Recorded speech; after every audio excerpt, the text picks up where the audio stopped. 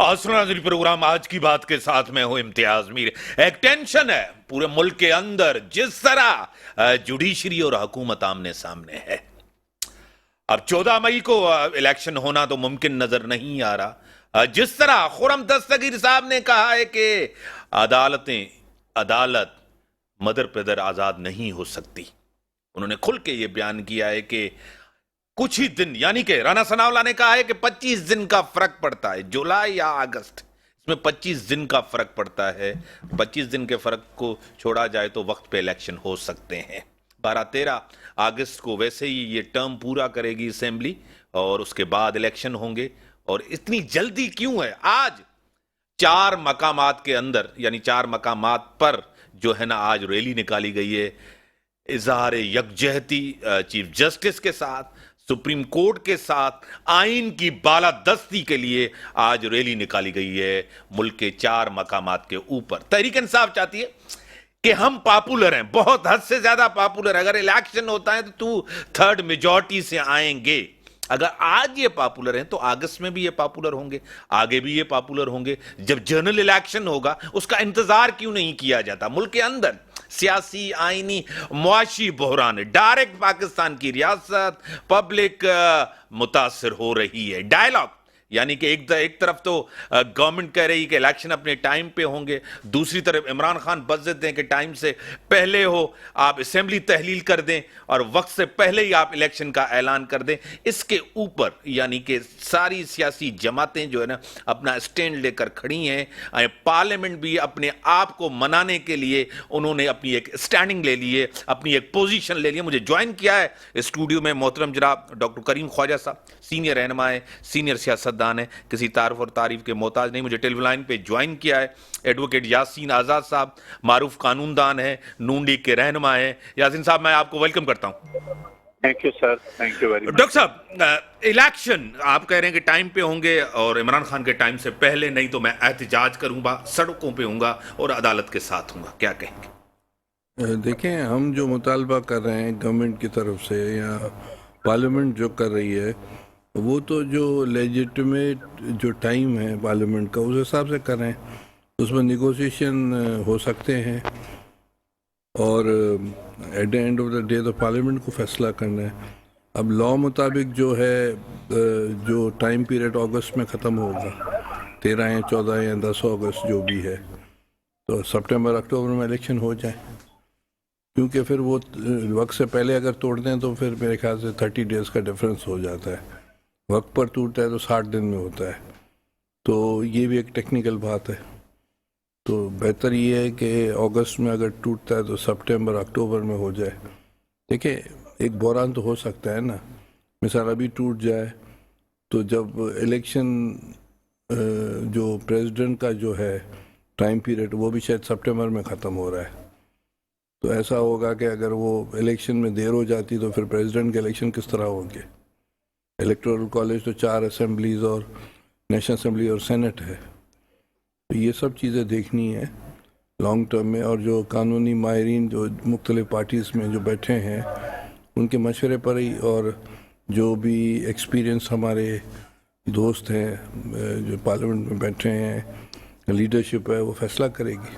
बातचीत हो रही है। सर यासीन आजाद साहब, हल क्या है इस बहरान से? किस तरह निकला जाए? बहरान है मुल्क के अंदर, क्या कहेंगे? जहाँ तक बहरान के हल का तल्लुक है, वो अगर इदारे पाकिस्तान से मोहब्बत करते हैं, चाहते हैं कि पाकिस्तान का निज़ाम सही चले और हमारे इदारों के हेड जो है वो मामला को बेहतर बनाने चाहें, तो 2 मिनट का काम है, कोई मुश्किल काम नहीं है। अफसोस तो इस बात का ये है कि हमारे इदारों के जो हेड हैं वो पाकिस्तान की बका और पाकिस्तान के इस्तेकाम की बात नहीं कर रहे, वो अपनी अना की बात कर रहे हैं और अपनी अना की खातर जो है ना बड़ी से बड़ी कुर्बानी देने के लिए तैयार हैं। सही सवाल ये पैदा होता है कि क्या पाकिस्तान के अंदर जो हमारे सिस्टम है, उस सिस्टम को बेहतर अंदाज में चलाने के लिए क्या हमारे इदारे पूरी ईमानदारी और ध्यानदारी के साथ काम कर रहे हैं? ये सवालिया क्वेश्चन है।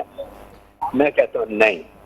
दूसरा ये है कि जो सूरत हाल इस वक्त है और जो पाकिस्तान के जो हालात हैं, उनमें मैंने ये देखा है कि पहली दफा पाकिस्तान की तारीख में हमारी पार्लियामेंट ने अपनी बालादस्ती की जंग लड़ने का ऐलान किया। सही। मुझे ये बहुत अच्छा लगा, क्योंकि मैं शुरू से कहता था कि हमारी पार्लियामेंट सबसे कमजोर इदारा बन के रह चुका है, हालांकि पार्लियामेंट को सबसे ज्यादा मजबूत इदारा होना चाहिए। और पहली दफा मैंने ये देखा कि पार्लियामेंट का हर मेंबर पार्लियामेंट के अंदर बैठकर ये साबित करने की कोशिश कर रहा है कि पार्लियामेंट का इदारा सबसे ज्यादा बालादस्त है, और उसके अंदर जो जुमहूरी सिस्टम है या उसके अंदर जो लोग कलेक्ट होके जाते हैं, जो पाकिस्तान के 22 करोड़ आवाम की नुमाइंदगी करते हैं, वो अपने हकूक की जंग लड़ने लगे हैं। ये बहुत अच्छी बात है। लेकिन ज़ाहिर है कि अदलिया का इदारा उसके अपने फ़राइज़ हैं, और अदलिया के इदारे से जिस तरह के मैं हर प्रोग्राम में हाथ जोड़ कर ये कहता हूँ कि क्या हमारे लिए ऑनरेबल सुप्रीम कोर्ट के जो 15 जज इस वक्त मौजूद हैं, क्या आपस में बैठ के मामला को बेहतर नहीं कर सकते? सही। क्या इस बात को कंसिडर नहीं कर सकते कि अगस्त के अंदर तमाम सूबाई असम्बलियाँ और कौमी असम्बलियों का टाइम पीरियड वो अपना पूरा कर रहे हैं 5 साल का, और 5 साल के दौरान जो है ना अपने सिस्टम को चलाएंगे। लेकिन बदकिस्मती ये है कि जो सूरत हाल है मेरे नज़दीक अच्छी नहीं है। लेकिन मुझे यूँ लगता है कि इंतखाबात का जहाँ तक तल्लुक है, वो सितंबर से पहले तो इम्कानात कोई नहीं है। मेरे हिसाब से 17 या 18 अगस्त को कौमी असम्बली अपनी मुद्दत पूरी करेगी, 2 सूबाई असम्बलियाँ सिंध की और बलूचिस्तान की वह अपनी मुद्दत पूरी करेंगी। 2 असम्बलियाँ पहले ही डिज़ाल्व हो चुकी हैं जिनमें इंतखाबात का कोई इम्कान नहीं है। तो मुझे लगता है कि पाकिस्तान के में तमाम इंतखाबात चाहे कौमी के हों या सूबाई के हों एक ही दिन में होंगे और अक्टूबर में होंगे। सही। बाकी मामला यह है कि मैं इदारों से ये कहूँगा, जिस तरह ऑनरेबल सुप्रीम कोर्ट ने 14 मई की डेट पंजाब के हवाले से फिक्स की हुई है, तो 90 डेज जो आइन की रिक्वायरमेंट थी वो तो निकल गई आपके हाथ से। अब वो अगर 15 दिन या 1 महीना लेट हो गया, मजीद 2 महीने लेट हो जाए तो मसला पर बढ़ जाएगा। जो आइनी रिक्वायरमेंट थी वो उस पर आपका इलेक्शन करा नहीं सके।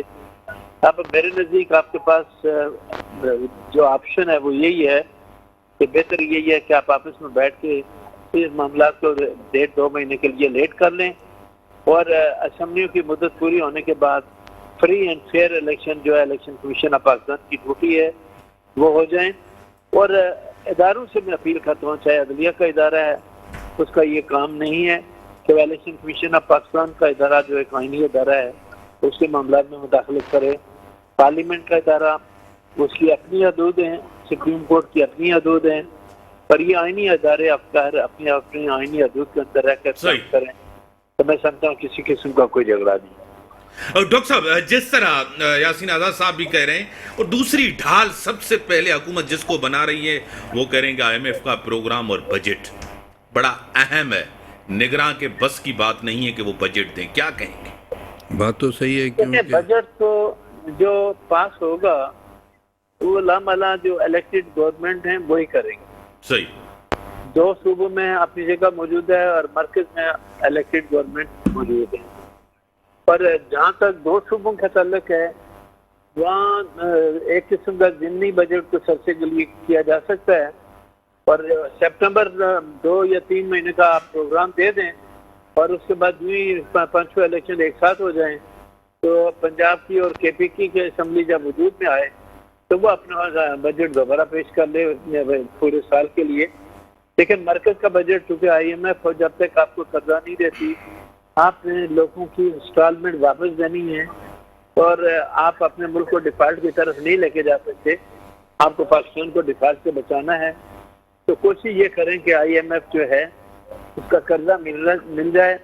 कर्जा ना मिलने की सूरत में हम काफ़ी मुश्किल सूरत हाल से 2-4 होंगे, और आगे आने वाले जो मामला हैं वो इसलिए ज़्यादा हैं कि जो हमारे इंतखाबात होंगे उसमें लंबा चौड़े इलेक्शन के अखराजात हैं, आपके माली पोजीशन ख़राब है और माशी तौर पर हम तबाह बर्बाद हैं, सियासी मामला हमारे अपने हाथ में नहीं हैं, और आइनी बहरान जो है इस वक्त अपने अरूज पे है। तो ये 3 चीज़ें जिस मुल्क के अंदर हों उसको संभालना, उसको कंट्रोल करना, सिचुएशन को बेहतर बनाना की जिम्मेदारी मेरे नज़दीक इदारों की है। और पॉलिटिकल लोगों से आपके प्रोग्राम के हवाले से मैं अपील करता हूँ कि आप अपने मामला को पार्लियामेंट के अंदर बैठ के तय करें तो ज़्यादा बेहतर है। सियासी लोगों को अपने मामला को खुद हल करना चाहिए, दूसरे इदारे पर डिपेंड नहीं करना चाहिए। और मैं समझता हूँ कि इदारे अगर अपने अपने काम को संभालेंगे तो बेहतर अंदाज में काम आगे बढ़ेगा। डॉक्टर साहब, दो अहम चीजें, एक तो बजट और दूसरा IMF का प्रोग्राम, ये जरूरी है बहुत ही इलेक्शन से पहले ये गवर्नमेंट करे। IMF के प्रोग्राम नहीं मिलेगा तो पाकिस्तान तो अभी इकोनॉमिकल हालात अच्छे तो नहीं है, और IMF की हर दिन नए मुतालबात आ रहे हैं। अब नेचुरली गवर्नमेंट ऑफ पाकिस्तान, जो कि हम सब पॉलिटिकल पार्टीज जो बैठी हैं, वो कोशिश कर रहे हैं कि इंटरनेशनली पैसे मिल जाएं सो दैट कि ये जो प्रोग्राम होगा, जो पैसे आएंगे वो कम से कम अगस्त सितंबर तक होंगे। दोबारा हमें जाना पड़ेगा हेल्प के लिए, और फाइनेंशियल हालात अच्छे नहीं हैं इस मुल्क के। जो तबाही बर्बादी इमरान खान एंड कंपनी ने की, जो हम खुद उसका जो है असरात हो रहे हैं। जो बजट आएगी वो बजट सिंध गवर्नमेंट और बलूचिस्तान दे देगी, वफाक भी दे देगी। पंजाब और KP का इशू है, तो इलेक्शन के बाद जो भी गवर्नमेंट आएगी वो देगी। फ़िलहाल 2-3 महीने के लिए कैटेगर दे सकते हैं, वो प्रोविज़न है। तो ये सब इश्यूज कॉम्प्लिकेटेड हैं। IMF के भी इश्यूज हैं अभी तक, और जो दिन गुजरता जा रहा है उनकी डिमांड्स भी मेरे ख्याल से सख्त और बढ़ती जा रही हैं। इसमें इमरान खान वालों की भी शरारत और लॉबिंग है कि भाई इनको नहीं दिया जाए। तो ये सब इश्यूज हैं, और खिते के हालात भी आप देख रहे हैं, उसमें भी जो चीज़ें डेवलप हो रही हैं सारे इंटरनेशनल सीनरियो में। एक तरफ अमेरिका और यूरोप है, दूसरी तरफ चीन और रूस है, और खिते के दूसरे मुल्क हैं। तो एशिया पैसिफिक में, इंडियन ओशन में और पैसिफिक ओशन में अमेरिका और इंडिया एक साथ हैं, अलॉन्ग विद जापान। चीन और जो है रूस और दीगर ममालिक जो हैं वो अपना इन्फ्लुएंस, स्पेयर ऑफ इन्फ्लुएंस बढ़ा रहे हैं। आज मैंने ये देखा इंटरनेशनल मीडिया पर कि अफ़गानिस्तान का जो है पैक्ट हो रहा है चीन और रूस से कि वो पता नहीं 1,500-2 हज़ार जो है ये जो रेलवे लाइन बढ़ा रहे हैं, और वो सेंट्रल एशिया और यूरोप से मिलाएंगे। और जो पोर्ट इस्तेमाल होगा वो ये बंदर अब्बास और चाबहार का होगा। फिर वो भी लिखा पड़ा है, उन्होंने जो तालिबान वालों ने ये कहा है कि वो कराची पोर्ट भी इस्तेमाल हो सकता है। इसका मतलब ये है कि अगर वो उनका जो कामयाब जाता है तो इसका मतलब है कि पाकिस्तान तो एक्सक्लूड हो गया। दूसरी तरफ मार्केट में और नेशनल इंटरनेशनल मीडिया में और हमारे अपनी मीडिया में मज़ामीन आने शुरू हो गए अखबारों में कि पाकिस्तान अमेरिका की तरफ है या चीन और रूस की तरफ है। ये डिबेट भी चल रही है। अब ये सब जो फैसले हैं वो ये गवर्नमेंट तो चलो डे टू डे चीज़ें चला रही हैं, मगर जो भी इलेक्टेड आएगा उनको फैसले करने पड़ेंगे। और दूसरी बात है कि ये जो हालात जो डेवलप हो रहे हैं इस खिते के और इंटरनेशनल, उसमें जो है क्या इंटरनेशनल प्लेयर्स ये चाह रहे हैं कि यहाँ वन विंडो जो सिस्टम होता है जो परवेज़ मुशर्रफ और ज़िया के दौर में था, क्या वो चाहते हैं? क्या जो है डेमोक्रेसी चाहते हैं? क्योंकि हमारी ख्वाहिशात तो है कि डेमोक्रेसी चले, पार्लियामेंट चले, पाकिस्तान के लिए बेहतर इसमें है, मगर बैनुल-अक़वामी हालात किस तरफ जा रहे हैं ये भी हमें देखना पड़ेगा। मगर हम जो पॉलिटिकल पार्टीज़ हैं हम चाहते हैं कि यहाँ सिस्टम चले 73 कॉन्स्टिट्यूशन के तहत। इमरान के लिए तो कोई इशू नहीं है, वो तो चाहता है प्रेसिडेंशियल सिस्टम हो, फौज आकर टेक ओवर करे। इस तरह की बातें तो आपने सुनी होगी जो चीफ जस्टिस की ख़वातीन और उनके जजेस की ख़वातीन जिस तरह बातें कर रही थी वीडियो लीक्स में, जो हमने सुना टीवी पर, ऑडियो लीक्स में। तो ये सब चीज़ें हमें नज़र रखनी चाहिए। इतना आसान बात नहीं है कि क्या होने जा रहा है, बड़ी कॉम्प्लिकेटेड सिचुएशन है। सही। ब्रेक का टाइम होगा यासीन आजाद साहब, आप टेलीफोन लाइन पे रहें, ब्रेक का टाइम होगा, ब्रेक के बाद आते हैं, डिस्कशंस को आगे बढ़ाते हैं। वेलकम बैक नाज़रीन। मुझे टेलीफोन लाइन पे जिस तरह हैं एडवोकेट यासीन आजाद साहब, स्टूडियो में डॉक्टर करीम ख्वाजा साहब। यासीन आजाद साहब, जिस तरह मखसूस बेंच बनता है मखसूस केसेस में, इसके ऊपर तो एक बड़ी डिबेट हो रही है मुल्क के अंदर। आपको पता है कि पंजाब इलेक्शन के अंदर जिस तरह का फैसला दिया सुप्रीम कोर्ट ने सर आंखों पे, उसमें अपने आप को उलझा दिया है इस फैसला करके, क्या कहेंगे? देखिए, पहली बात यह है कि आइन के आर्टिकल 224 के तहत जब कोई असम्बली डिसॉल्व हो जाती है तो लामाला आपको 90 दिन में इलेक्शन कराने थे, वो वक्त टाइम तो निकल गया। सही। लेकिन सवाल ये पैदा होता है कि ऑनरेबल सुप्रीम कोर्ट सबसे ज्यादा जोर पंजाब पे क्यों दे रहे हैं, KPK के तल्लुक क्यों नहीं कर रहे हैं? दोनों असम्बलियों तो तकरीबन एक साथ ही डिसॉल्व हुई हैं, तो वहाँ पे क्या आइन अप्लाई नहीं होता? मेरे नजदीक आइन होता है। तो अगर आपको मुल्क से क्राइसिस से निकालना है तो जिस तरह इस वक्त सुप्रीम कोर्ट में पिटीशन की हेयरिंग हो रही है, वो पिटीशन ये है कि पाकिस्तान में तमाम इलेक्शन एक दिन में कराए जाएं। उसमें आपके अखराजात भी कम हैं और लीगल कॉम्प्लिकेशन भी कम होंगी और बहुत सारे मामला बेहतरी की तरफ जाएंगे। सही। पर अगर आप ऐसा नहीं करेंगे तो लामाला सूरत खराब होगी। आप KPK असेंबली में 8 अक्टूबर की डेट जो इलेक्शन कमीशन ऑफ पाकिस्तान ने मुकर्रर की है वो अपनी जगह पे है, और इलेक्शन कमीशन ऑफ पाकिस्तान ने जो अब रिव्यू पिटीशन फाइल किया before the honourable supreme court, उसमें उन्होंने ये बात चैलेंज की है कि इलेक्शन शेड्यूल देना इलेक्शन कमीशन ऑफ पाकिस्तान की जिम्मेदारी है, ऑनरेबल सुप्रीम कोर्ट की नहीं है। तो इलेक्शन कमीशन ऑफ पाकिस्तान ने भी ऑनरेबल सुप्रीम कोर्ट के इख्तियारात को एक किस्म का चैलेंज किया है कि हमारे आईनी जो हमारा इदारा आईनी इदारा है उसके मामले में मुदाखलत ना की जाए तो ज़्यादा बेहतर है, क्योंकि इलेक्शन कमीशन ऑफ पाकिस्तान की ये जिम्मेदारी है कि वो फ्री और फेयर इलेक्शन कराएं। सही। और फ्री और फेयर इलेक्शन कराने की जिम्मेदारी इलेक्शन कमीशन ऑफ पाकिस्तान की है, किसी और की नहीं है। इन हालात में मैं ये समझता हूँ कि हर इदारा अपने अपने आईनी हदूद के अंदर रह जाए, अपने अपने आईनी हदूद या पार्लियामेंट को अपना रोल प्ले करने दें, अदलिया को अपना रोल प्ले करने दें, इलेक्शन कमीशन ऑफ पाकिस्तान को अपना रोल प्ले करने दें।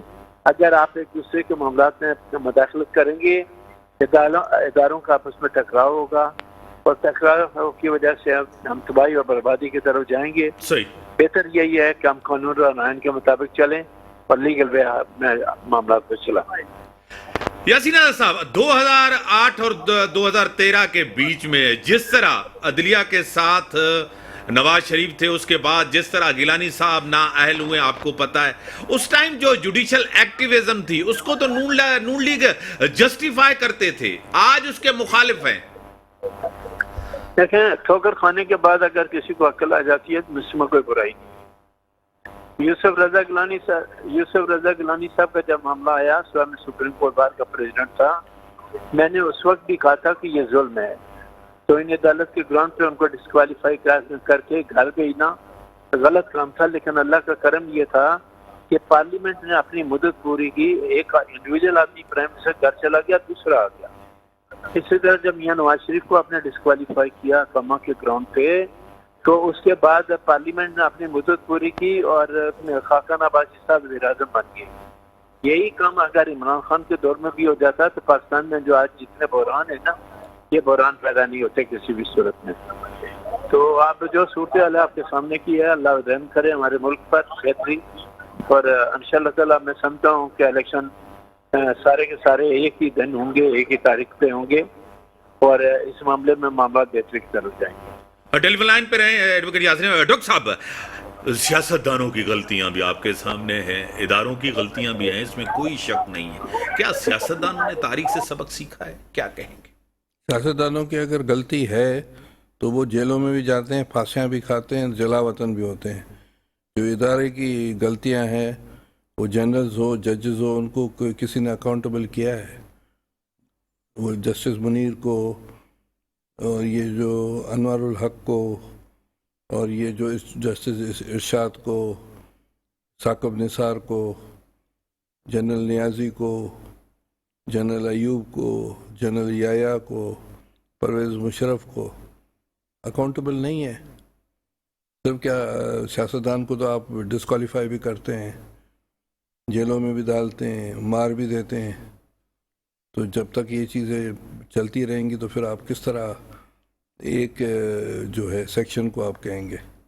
अभी भी तो आप देखें जिस तरह इन लोगों ने ट्रेन किया है, तो नौजवान जो बच्चे हैं उनकी ज़बानें आप देखें, वो कहते हैं फलाने चोर हैं, फलाने डाकू हैं, फलाने सियासतदान ये हैं। ये बाकायदा सिखाया गया है कि सियासतदान को, सियासत को पॉलिटिकल बनाया जाए सारे माशरे को, जिसमें अल्टीमेटली फ़ायदा जर्नलिस्ट और इनको होगा, जजेस को होगा, ब्यूरोक्रेट्स को होगा। पाकिस्तान में सियासत जो है ख़त्म हो जाएगी। तो ये तो जिन्ना साहब ने इस हवाले से तो ये मुल्क नहीं बनाया था। यहाँ पॉलिटिक्स होनी चाहिए, लोग आम आदमी करना चाहिए और इनको अपने हुद्दों में रहना चाहिए। और ये जो पार्लियामेंट ने जो स्टैंड लिया है बिल्कुल सही लिया है। तारीखी लिहाज से पहले भी दुनिया में इस तरह होता रहा है और इनको खुदा हिम्मत दे और चीज़ें अपनी मनवाएं। पार्लियामेंट की मैं बात कर रहा हूँ और मैं शुरू से आपके पास आ रहा हूँ। मेरा पॉइंट ऑफ व्यू हमेशा यही रहा है कि पार्लियामेंट सोवरेंट और सुप्रीम है। और आज मैं कहीं पढ़ रहा था कि जुलाई की 12 तारीख को होता है बेस्टाइल डे। दुनिया की इंसानियत की तारीख में टर्निंग पॉइंट था जब इनकलाब में फ्रांस आया था। उसको बेस्टाइल, उन्होंने जेलों से लोग तोड़कर आज़ाद कराए थे। और दुनिया में जो नारा हुआ फ्रेटर्निटी, इक्वलिटी और आज़ादी, लिबर्टी, ये 3 नारे से सारी दुनिया गूंजी, जिसकी बुनियाद पर पार्लियामेंट्री डेमोक्रेसी सारी दुनिया में चल रही हैं। तो बाकी दूसरे इदारों का कोई अमल दखल तारीख़ इंसानियत में नहीं रहा है और दुनिया की तारीख में नहीं रहा है। हमेशा कॉन्स्टिट्यूशनल या इनकलाबात अवामी लाते हैं। तो बाकी इदारों की अहमियत अपनी जगह पर है, मगर पब्लिक डोमेन में सियासतदानों का और पार्लियामेंट का है। एडवोकेट यासीन आजाद साहब, सियासतदान जिम्मेदार नहीं है कि इदारों के दरवाजे जाके खटखटाते हैं कि आप मुदाखलत करें? क्या सियासी पार्टियों को आप जिम्मेदार नहीं समझते? देखें, मेरा शुरू से मौक़िफ़ यही है कि पार्लियामेंट के जितने मामलात हैं, सियासी तमाम मामलात, पार्लियामेंट के मेंबरान की जिम्मेदारी है कि पार्लियामेंट के अंदर बैठ के तय करें। पार्लियामेंट अगर हमारे तमाम इश्यूज को बैठ के तय कर सकती थी तो फिर ये मामला अदलिया में जाने की जरूरत ही नहीं थी। जब अदालतों ने कहा जी आप कंप्रोमाइज करें तो फट से आप कंप्रोमाइज के लिए तैयार हो गए, बातचीत करने के लिए भी तैयार हो गए। लेकिन इमरान खान साहब ये कर रहे थे कि मैं चोर और डाकुओं के साथ बैठने के लिए तैयार नहीं हूँ। अब इमरान खान से कोई पूछेगा, आप जब मुज़ाकरात आपने जब किए और 4 साल आप ये कहते कि चोर और डाकुओं के साथ मैं भी जाऊं तो तब ही नहीं बैठूंगा, तो फिर कौन से कानून और आइन के मुताबिक बैठे हैं? अब मामला जो है ना अदालतों में गया और अदालतें भी यही कर रही हैं कि आपस में कंप्रोमाइज कर लो। सही। तो अगर अदालतों के कहने पर कंप्रोमाइज करना है तो फिर पार्लियामेंट की जरूरत क्या रह जाती है? तो मैं ये बात बिल्कुल वाज़ेह अल्फाज में कहता हूँ कि सियासी मामला अदालतों में नहीं जाने चाहिए। सियासी मामला सियासतदानों को खुद हल करने चाहिए और पार्लियामेंट के अंदर बैठ के तय करने चाहिए। पाकिस्तान के 23 करोड़ अवाम आपको इलेक्ट करके इसलिए भेजते हैं कि आप वहाँ जाएं, बैठ के उनके मसाइल को भी हल करें और मामला को भी तय करें। और डॉक्टर साहब, जिस तरह एडवोकेट साहब पार्लियामेंट की कार्रवाई को तलब किया चीफ जस्टिस साहब ने, ये भी तो आइन के तहत 69 है, उसमें तो आप कार्रवाई को तलब नहीं कर सकते। देखें, मेरे नजदीक जो असेंबली का रिकॉर्ड मंगवाया गया है वो में ऑनरेबल सुप्रीम कोर्ट का ज़ाहिर का आर्डर अपनी जगह पे है, लेकिन इवन जो पीटीआई का वकील अली जफर है उसने भी ये कहा कि वो रिकॉर्ड मंगवाने का अलिया मजाज नहीं है। आप अगर मंगवाएंगे तो कल पार्लियामेंट कहेगी कि ये चीज़ें जो जिस तरह पार्लियामेंट के अंदर तकरीरें हुई हैं और उन्होंने कहा हमें बता दें आपकी पेंशन कितनी है, आपकी तनख्वाहें कितनी हैं, आपको प्लाट कितने मिले हैं, आपको गाड़ियाँ कितनी मिली हैं, तो क्या आप जवाब देंगे? क्या ऑनरेबल सुप्रीम कोर्ट आज दिन तक अपने अकाउंट का ऑडिट कराने के लिए तैयार है, तो ऑडिट कराने के लिए भी तैयार नहीं है। क्यों नहीं है? जब एग्जीक्यूटिव आपको पैसा देती है तो ऑडिट करके ये पूछना तो जरूरी है ना कि ये पैसा कहाँ खर्च हो रहा है, कहाँ नहीं हो रहा। सही। तो जो चीजें आइन के अंदर लिखी हुई है वो सब इदारों के लिए, सब इदारों को उसको अमल करें। ये कहाँ लिखा है कि एस्टेब्लिशमेंट के अकाउंट का ऑडिट नहीं हो सकता? ये कहाँ लिखा है कि अदलिया का अकाउंट का ऑडिट नहीं हो सकता? तो और क्यों नहीं हो सकता? मेरे नजदीक हर इदारे का अकाउंट का ऑडिट होना चाहिए, और अगर नहीं है तो इसका मतलब आप ज्यादती कर रहे हैं। कानून यासीन साहब, आपको पता है कि 1 साल तो इस गवर्नमेंट को हो गया, 4 साल वो गवर्नमेंट थी, वो भी कोई बेहतरी आवाम के लिए नहीं। इस गवर्नमेंट से जो तवक्कुआत थे वो भी पूरे नहीं। ये गवर्नमेंट भी तो नाकाम गई है मुआशी इस्तेहकाम देने में, सियासी इस्तेहकाम देने में, अदालती इस्तेहकाम देने में। देखें, इस मुल्क में सियासी इस्तेहकाम इसलिए नहीं आया कि 4 साल तक पीटीआई की हुकूमत रही तकरीबन, और मुझे अफसोस से ये बात कहनी पड़ती है कि उस वक्त का वज़ीर-ए-आज़म आज आकर ये बात कहता है कि जनाब मुझे जनाब बाजवा ने काम करने नहीं दिया। आप अवामी नुमाइंदे थे, पाकिस्तान के लोगों ने आपको इलेक्ट करके भेजा। अगर एक जनरल आपको काम नहीं करने दे रहा था तो आप में हिम्मत होनी चाहिए थी, करेज होनी चाहिए थी कि आप फौरन तौर पर इलेक्ट्रॉनिक मीडिया में आते, पाकिस्तान के 22 करोड़ आवाम से खिताब करते कि मैं इलेक्टेड वज़ीर आज़म हूँ, मैं काम करना चाहता हूँ, जनरल बाजवा काम नहीं करने दे रहा। 4 साल तक तो आप रट लगाते रहे कि बाजवा जैसा आदमी कोई है नहीं, एस्टेब्लिशमेंट जैसे कोई इदारा है नहीं। और जब वोट ऑफ नो कॉन्फिडेंस की बारी आई तो जनरल ने आपका साथ नहीं दिया तो आपने गालियां देनी शुरू कर दी। तो ये कसूर किसका है? उस आदमी का है जिसने इस मुल्क के अंदर बहरान, पंजाब का बहरान इमरान खान की वजह से, KPK का बहरान इमरान खान की वजह से। अगर ये 2 असेंबलियां वक्त से पहले डिजाइन नहीं करते तो आज जो सूरत है ये शायद नहीं होती। और इस मुल्क को तबाह बर्बाद करने में PTI का बहुत बड़ा हाथ है। और एक ऐसे वक्त में PTM हुकूमत में आई जबकि मुल्क की हालात इंतहाई तबाही और बर्बादी के जाने पे खड़े थे। उस वक्त कहा जा रहा था कि ये पाकिस्तान डिफॉल्ट कर जाएगा, लेकिन आज 1 साल मुकम्मल होने के बावजूद अल्लाह के करम है पाकिस्तान डिफॉल्ट नहीं होगा, अल्लाह करम का डिफॉल्ट नहीं होगा। लेकिन हमारी हुकूमत के पास कोई अलादीन का चिराग नहीं, तो वो सारी चीजें एकदम सही करें। आज बिगड़े हुए काम को सही करने में वक्त लगता है और वो वक्त उनको दिया जाने के लिए। डॉक्टर साहब, इससे काम देने में तो नाकाम गई है ये गवर्नमेंट। बड़े तजर्बेकार थे, अहल ये हुक्मरान थे, माजी का भी पता था, मईशत का भी पता था, हुक्मरानी भी करके आए थे, एक्सपीरियंस थे, क्या कहेंगे? कोशिश तो हम कर रहे हैं। वो बात सही है। सॉरी सर, बोले आगा साहब बोले। हाँ डॉक्टर साहब बोले। देखें, हम कोशिश तो कर रहे हैं। जो हमारी कंबाइंड जो गवर्नमेंट की पार्टीज़ हैं वो इंटरनेशनली और नेशनली और इस्लामिक ममालिक, खिते के ममालिक, अमेरिका, चीन और दूसरे रूस, हर जगह हम कोशिश कर रहे हैं हमारी जो ताल्लुका जो ख़राब हो गए थे वो दोबारा बहाल हो, मिडिल ईस्ट में भी।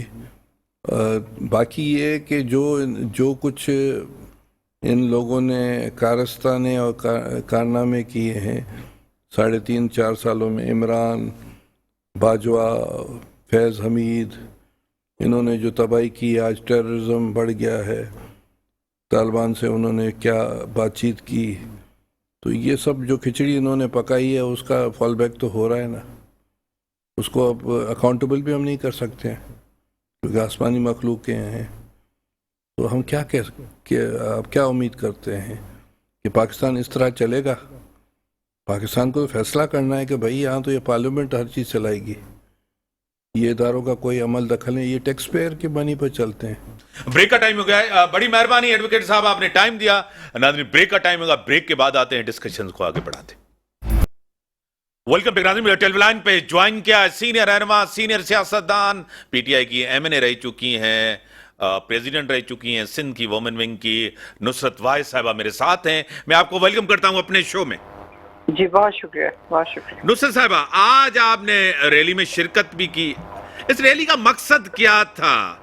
यानी कि आप कह रहे हैं कि चीफ जस्टिस के साथ इज़हार यकजहती थी, सुप्रीम कोर्ट के साथ, आइन के साथ बालादस्ती, या आपको सपोर्ट चाहिए, सहूलतकारी चाहिए?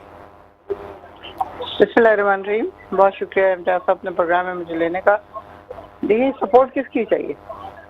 आर्मी की, एस्टेब्लिशमेंट की, जुडिशरी की? या जुडिशरी? जुडिशरी तो बहुत सही काम कर रही है इतने अरसे से, कि इतने ज्यादा प्रेशर के बावजूद वो अपनी जगह पे खड़े हुए हैं और वो किसी किस्म का प्रेशर नहीं ले रहे, अनलेस अनटिल ये कोई इस तरह की तरकीब करें जिस तरह पहले ही करते रहे, लोगों को उनके ऑफिस में घुस के उनको मारने की कोशिश हो रही है या कुछ और हो रहा है। तो माशाल्लाह बहुत ही जबरदस्त किस्म की चीफ जस्टिस है, उनके साथ इजहार एकजहती थी और आइन के लिए, क्योंकि आइन की जिस तरह धज्जियां बिखेरी जा रही हैं और जिस तरह अदालतों का हुक्म नहीं माना जा रहा और वही कर रहे हैं जो इनका दिल चाह रहा है। अब 14 मई को इलेक्शन का अदालत ने इनको कहा है, लेकिन अभी तक कोई इस तरह का इकदाम नहीं उठाया जा सकता, क्योंकि बकौल इनके पास पैसे नहीं है। इनके पास पैसे हैं कि वजीर आजम साहब जाके किंग चार्ल्स के ओथ टेकिंग में चले जाएं और वहां जाके ये 6 दिन जहाज इनका वहीं खड़ा रहे और उसका किराया देते रहे और सब कुछ करते रहे। लेकिन पाकिस्तान में इलेक्शन के लिए इनके पास पैसे नहीं है। वो तो आपको पता ही है कि बेइंतहा गरीब है, ये तो अपने कपड़े बेच के इलेक्शन लोगों को खाना खिलाना चाह रहे थे, लेकिन लोगों के कपड़े क्या बेचने हैं, इन्होंने तो लोगों के कपड़े क्या उनके मुंह से रोटी तक छीन लिए। पहले कभी इस तरह इंसानों की ये वाली हालत नहीं हुई पाकिस्तान में, जो इस वक्त है। गुर्बत के मारे लोग मरे जा रहे हैं, ऑनेस्टली लोग गुर्बत के मारे वाकई मर रहे हैं और खुदकशियां कर रहे हैं। और पता नहीं हमारे जमाने में भी होती थी खुदकशी एक आध, लेकिन इस तरह नहीं था कि वो माँ अपने बच्चों को जहर दे के खुद खा ले या बाप अपने बच्चों को जहर में डुबो के खुद डूब जाए। ये इस किस्म की इतनी खौफनाक चीजें जो इससे पहले कभी नहीं देखी गई थी। तो ये हुकूमत अगर जरा सी भी सिंसियर होती तो सबसे पहले कोशिश करती कि पाकिस्तान के हालात बेहतर करे, उसके बाद फिर ये कुछ भी और करने की कोशिश करते। लेकिन हुआ ये कि इन्होंने जब आए, ये तो आते साथ ही इनका सबसे बड़ा मिशन ये था कि किस तरह जो रिजर्व छोड़ के गया है खान, उसके तमाम पैसे ख़त्म किए जाएं, तमाम डॉलर ख़त्म किए जाएं। वज़ीर ख़ारजा साहब आज तक मेरे ख्याल में 2 अरब से ज़्यादा का सफ़र ही कर चुके हैं वो, और यही हाल वज़ीर आज़म का है। पूरा कॉन्वॉय लेके वो पहुंच जाते हैं जहाँ पे भी जाना हो, दुनिया के महंगे तरीन होटलों में ठहरते हैं और किस किस तरह पैसा पाकिस्तान का खर्च करके 8 अरब से 18 अरब किया था, उस 18 अरब को 2 हफ्तों में 8 अरब पे ले आए और उसके बाद अब शायद माइनस में जा रहे हैं हम लोग। हमारे पास कोई पैसा नहीं है असल में। मैं और ये मकबूल जान की बात कोट करने की कोशिश करती हूँ कि उन्होंने कहा कि ये लोग एक्चुअली पोस्ट पाकिस्तान की तैयारी कर रहे हैं। जिस तरह पाकिस्तान को कंगाल किया जा रहा है, जिस तरह पाकिस्तान से पैसा लूटा जा रहा है, जिस तरह पाकिस्तान को हर शोबे में इंडस्ट्रीज हमारी बंद हो गई हैं, हमारी जो इम्पोर्ट है वो शिप्स आके खड़े हैं और अरबपति बिजनेसमैन रो रहे हैं कि हम डॉलर देने के लिए तैयार हैं, हम पैसे देने के लिए तैयार हैं, हमारी एलसी खोलें, लेकिन वो नहीं हो रही। कारोबार बिल्कुल ख़त्म हो चुका है। बहुत सारी ऐसी कंपनीज हैं जो कि अपना कारोबार यहाँ से बंद करके जा रही हैं, जैसे टोयोटा है या बाइक्स बनाने वाली या और बहुत सारी और कंपनियां। कारखाने फैसलाबाद में टोटल बंद हैं। हमें किसी की उस तरह सपोर्ट नहीं चाहिए, चाहे वो अदालत हो, चाहे वो एस्टेब्लिशमेंट हो, चाहे वो कुछ और हो। हमें सिर्फ पाकिस्तान के इस वक्त सिर्फ और सिर्फ पाकिस्तान के लिए सोचना है कि पाकिस्तान सर्वाइव करेगा या नहीं, क्योंकि ये 2 से 6 महीने और रुक गए तो उसके बाद ये चाहते हैं कि बजट के बाद जाएं। मुझे बताएं ये बजट क्या लेके आएंगे, ये क्या करेंगे ऐसा? IMF इनको कर्ज नहीं दे रहा, फ्रेंडली हमारे जितने हैं वो इनको कर्ज नहीं दे रहे, मुसलमान दोस्त वो इनको कर्ज नहीं दे रहे। क्या करेंगे ये बजट में ऐसा कि पाकिस्तान के लिए कोई चीज़ बेहतरी होगी? सिर्फ इतना है कि ये पाकिस्तान को डुबोना, एक्चुअली पाकिस्तान को डुबोना चाहते हैं। जो अबू कलाम आज़ाद ने पेशेंगोई की थी कि किस तरह मशरिक़ पाकिस्तान जाएगा और उसके बाद किस तरह बलूचिस्तान और बाकी जो सूबे हमारे वो कैसे ख़त्म होंगे, तो ये बिल्कुल उसको प्रैक्टिकल शेप में लेके आ रहे हैं। बस सिर्फ अल्लाह रहम करे, इसके अलावा तो हम कुछ नहीं कह सकते।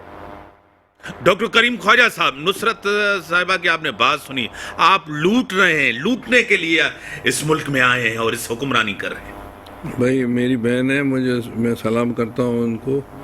और ये हकीम सईद बड़े अच्छे जो तबीब थे और यहाँ के गवर्नर थे, उनकी राइटिंग कत्ल कर दिया। उनको जो है शहीद जो भी जिसने भी किया, मगर उसकी राइटिंग्स में ये है, उसने इमरान खान के लिए बोला था कि ये ख़तरनाक तरीन शख्स है, पाकिस्तान की बर्बादी करेगा। ये 90s की एंड की बात है, अभी 23 चल रहा है।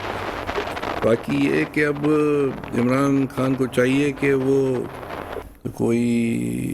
जो चिराग अलादीन का ढूंढे और जन्नत आए और वो पाकिस्तान को इस चीज़ों से निकाले। पर अब वो चिराग नहीं इनको मिल रहा है, तो चिराग नहीं मिलेगा तो जन्नत नहीं मिलेंगे। पर जो कुछ बर्बादी इन्होंने कर दी है इमरान खान ने, मैं मैडम के लिए नहीं, उनकी बड़ी एहतराम इज्जत है इनके लिए। इमरान खान उनके लीडर हैं, उनके लिए उनके लिए नहीं कह रहे, उनके लिए कह रहा के लिए कह रहे हैं, उनके लीडर के लिए। ये अच्छी हमारी बहन है, अच्छी खातून है, जेंटलमैन लेडी है, तो I have a regard for her. बाकी वो इमरान खान ने जो बर्बादी की, अब अलादीन का चिराग हम पाकिस्तानियों को मिले, जन्नत मिल जाए तो जन्नत ये चीज़ें जो है दूर कर देंगे। ज़्यादा मैं क्या कहूँ उस पर। इमरान खान जद्दोजहद कर रहे हैं इक़्तिदार में आने की, नहीं वो असल में वो जो चिराग है अलादीन का वो ढूंढ रहे हैं। वो पता नहीं डोनाल्ड लू देगा उसको, या शाह मोहम्मद कुरैशी देगा, या असद उमर देगा, या फैज़ हमीद देगा, या चाचा बाजवा देगा। अब वो रास्ते मेरे ख्याल से बंद हो चुके हैं, अब देखो क्या होता है। नुसरत साहब, रास्ते सारे बंद हो चुके हैं इक़्तिदार के। इमरान खान को वो जो चिराग यानी कि वो सपोर्ट है जिसकी तलाश है। देखिए, रास्ते सारे बंद तो खैर हम समझ रहे हैं ना, क्योंकि हमें ये पता है कि सबसे पहले तो खैर ख्वाजा भाई की शुक्रगुजार हूँ मैं, बहुत अच्छे अल्फाज उन्होंने मेरे लिए बात की। He is also very great gentleman. I know he has been handling a hospital for, I think, crazy people, psychotic people. तो ये बहुत बड़ा काम है जो ये कर रहे हैं। मुझसे तो ऑनेस्टली देखा नहीं जाता ऐसे लोगों को, तो उनके बीच में रह के उनका इलाज करना, उनका सब करना बहुत बड़ा काम है ये। खैर, खान साहब जो है ना, इलेक्शन तो कह रहे हैं कि ठीक है इलेक्शन हो जाए, लेकिन उनका जो सबसे बड़ा मिशन है इस वक्त वो यही है कि किस तरह हालात ऐसे हों कि पाकिस्तान अपनी डगर पे चल पड़े। क्योंकि देखिए, 13 जमातें जब आई थी तो इनका मिशन ये था कि मुल्क से महंगाई खत्म करेंगी, क्योंकि इन सब के ख्याल में महंगाई बहुत ज्यादा हो गई थी। और फिर खान साहब पॉपुलर नहीं रहे थे और लोग उनको वोट देना नहीं चाहते थे, तो इसलिए ये आए। इन्होंने यही वाला लोगों को बताया, अपने सीनियर्स को और जो भी इनके थे बॉसेस, कि खान साहब की पॉपुलैरिटी खत्म हो चुकी है और सब कुछ खत्म हो गया है, तो इसलिए अब उनको हटाया जाए और महंगाई बहुत ज्यादा है, महंगाई खत्म करेंगे। आपको याद होगा बिलावल भुट्टो जरदारी ने अपनी एक मार्च की थी सिंध से लेके इस्लामाबाद तक, और फिर वो सिंध हाउस पे जाके खत्म हुई, और उसके बाद किस तरह हमारे लोग खरीदे गए और किस तरह उनको कहा गया कि हम पाकिस्तान का साथ देंगे, पाकिस्तान को लेके आगे चलेंगे, लेकिन वो सब कुछ उलट पुलट होके रह गया। खान साहब पता नहीं कहाँ तक इस चीज के जिम्मेदार हैं कि काम हम करें और बुराई उसके नाम लगा दें। क्या उसके जमाने में सब कुछ हो रहा था? अब ये देखिए कि कोरोना होते हुए जिस तरह वो मुल्क को लेके ऊपर जा रहे थे, बड़ी बड़ी मुल्क, तरक्की याफ्ता मुल्क जो हमसे कहीं हजारों गुना बेहतर हैं, वो सब बहुत बुरी तरह मुतासर हुए थे। लाखों लोग मर रहे थे स्पेन में और इटली में, तो ऐसे जैसे लोग टप टप मर रहे हैं गिर के जमीन पे, चलते चलते वो गिर के मर गए, चलते चलते इस तरह हमने देखी वो सारे सीन। तो उसके बावजूद अगर एक आदमी उसको लेके सही से चल रहा है और लोगों का रोजगार भी नहीं छिन रहा और लोगों को 12,000 रुपये भी दे रहा है, और जो इलाके इफेक्टेड हैं उनको बंद कर रहे हैं, जो नहीं है उनको रोजगार के लिए निकलना है कहा जा रहा है, तो इसमें क्या बुराई थी? मुझे इस बात की समझ नहीं आती। खान साहब ने कैसे इस चीज को वहां तक पहुंचा दिए जहाँ पे ये आज है। आप तो आ गए थे ना 1 साल पहले तकरीबन, तो आपको चाहिए था कि आप वहीं से शुरू करते जहाँ पे वो खत्म करके गए थे। आप मुल्क की इंडस्ट्रीज को आगे लेके जाते, आप बाकी चीजों को ठीक करते, कि उससे, क्योंकि इकोनॉमी और सियासत एक साथ इंटर रिलेटेड है। जब तक सियासत बेहतर नहीं होगी, जब तक पॉलिटिशियन हमारे मिलके बैठेंगे नहीं, बात नहीं करेंगे, बातचीत हुई, आपने देखा किस तरह की बातचीत हुई, उस पर कोई वो है ही नहीं। वो सिर्फ डेट मांग रहे हैं कि हमें एक डेट देते हैं इलेक्शन की, उसके लिए चाहे कोई जिन आए, चाहे अलादीन का जिन हो या कोई और हो या कुछ भी हो, लेकिन इन सबको ये बात समझ लेनी चाहिए, पाकिस्तान है तो हम हैं, अदरवाइज पाकिस्तान नहीं है तो हम नहीं होंगे। इधर से इंडिया उधर से इसराइल आएगा और बात खत्म हो जाएगी। और फिर बांग्लादेश को तो फिर भी उनका मुल्क लेके आगे चला, लेकिन हमारे यहाँ तो मुझे तो नहीं नजर आ रहा कि कोई भी ऐसा रह गया है जो इस मुल्क को लेके आगे की तरफ चले। हर बंदा सिर्फ अपने आप को तरक्की देने के चक्कर में लगा हुआ है।